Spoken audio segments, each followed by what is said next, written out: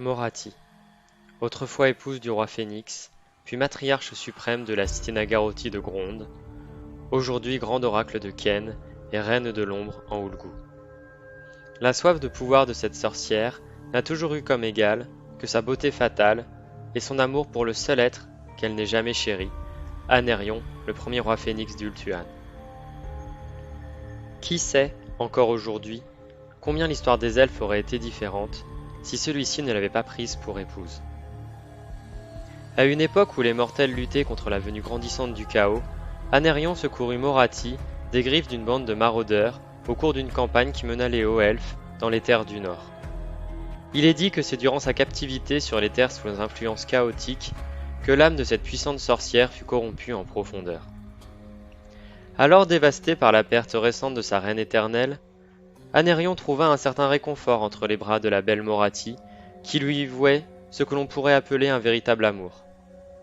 Il apparut bien vite que son influence sur le roi Phénix était forte et transpirait peu à peu dans les décisions que le souverain prenait dans la lutte de son peuple contre les démons.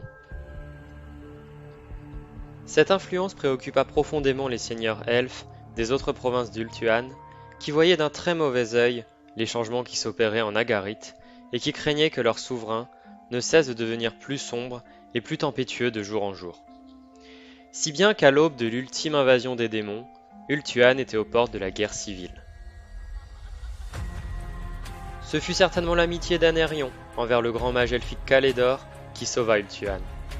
Celui-ci parvint à convaincre son ami de faire fi des conseils de sa nouvelle épouse et de lui venir en aide alors qu'il entamait le grand rituel destiné à évacuer les énergies du chaos hors du monde.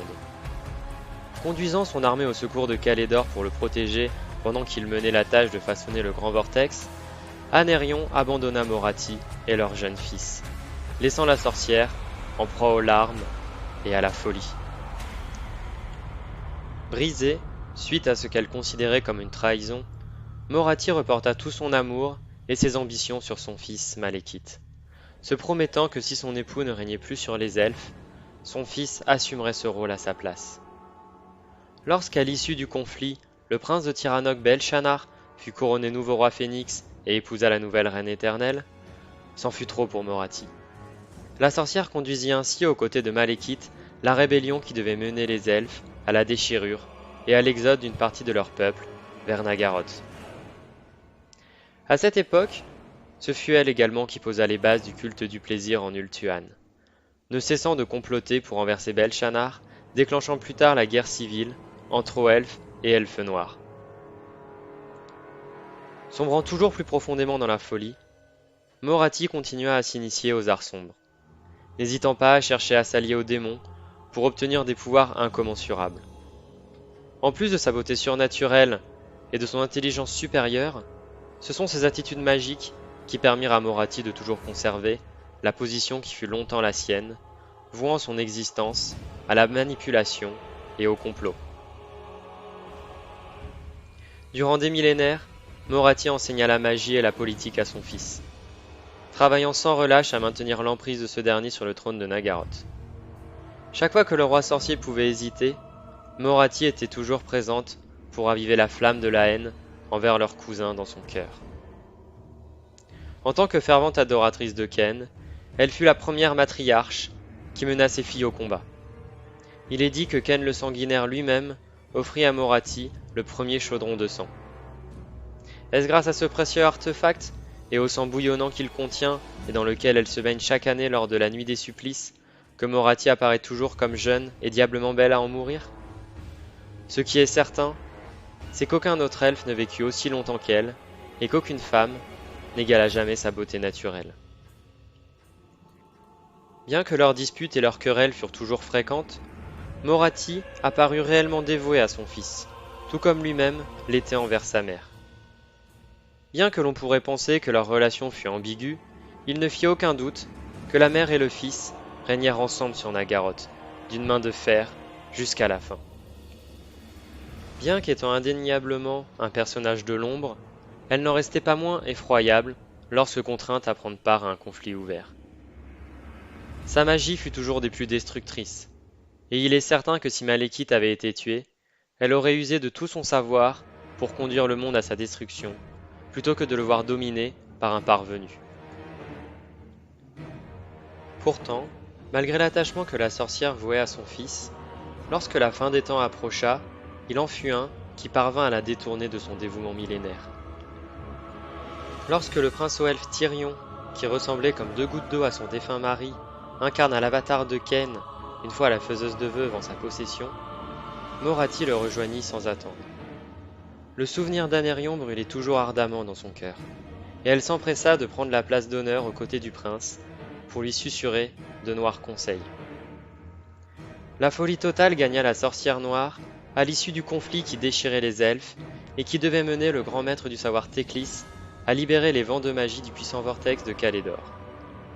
Sur l'île des morts, au cœur d'Ultuan, Morathi assista impuissante à la chute de son fils, traversée par la faiseuse de veuve, puis à la mort de son nouvel amant, transpercé par la flèche de lune d'Alitanar, le roi des ombres de Nagarythe. Voir tomber Malekith était une chose, mais voir disparaître pour la seconde fois son cher époux, qu'elle voyait réincarné en le prince Tyrion, en était une autre. Dans une rage sans pareille, Morathi déversa des torrents de magie noire à travers le grand vortex, dans le but d'attirer à elle le prince du chaos, Slaanesh en personne. Si le dieu des plaisirs était avide de tout type d'âme, il trouvait encore plus exquise celle des elfes. Leur sens extrême et la profondeur de leurs émotions donnaient aux elfes une propension à la décadence et à la dépravation, le ravissant. Bien que Teclis parvint tant bien que mal à ses fins en accaparant plusieurs des vents de magie, la folie de Morathi contribua très fortement au festin qui s'ensuivit.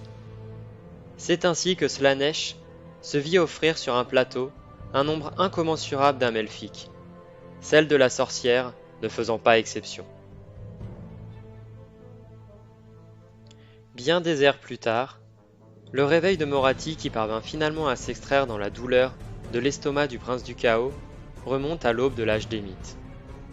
Ce faisant, l'esprit de la sorcière regagna un fragile équilibre, mais au prix d'un terrible sacrifice. La beauté de Morathi semblait désespérément envolée, son corps s'apparentant désormais à celui d'un monstre ophidien lorsqu'elle s'échappa de l'estomac du prince.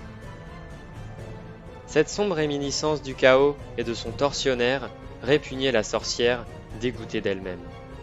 Sa vanité autant que sa fierté en prirent un coup terrible, et elle n'eut de cesse dans un premier temps de plier la magie des ombres de Ulgu pour tenter de recouvrer son ancien corps de rêve et de fantasme. Elle parvint ainsi à adopter une forme avenante, proche de son incarnation passée, celle d'une elfe radieuse, encadrée par une paire d'ailes forgées en métal d'ombre. Sous cette forme, sa beauté surnaturelle est telle que ses adversaires en restent abasourdis de ravissement. Cette apparence disparaît néanmoins, lorsque la rage ou la passion prennent le dessus et l'envahissent pour lui rendre à nouveau sa terrible forme ophidienne. Dans ce nouvel univers, la route de Morathi ne tarda pas à croiser celle de son fils, devenu l'incarnation même du vent de l'ombre, et connu désormais sous le nom de Malérion. La mère dut ravaler sa jalousie, de voir son fils désormais immortel et imprégné d'une véritable essence divine. Elle ne put néanmoins le montrer ouvertement, tant elle savait alors avoir besoin d'alliés.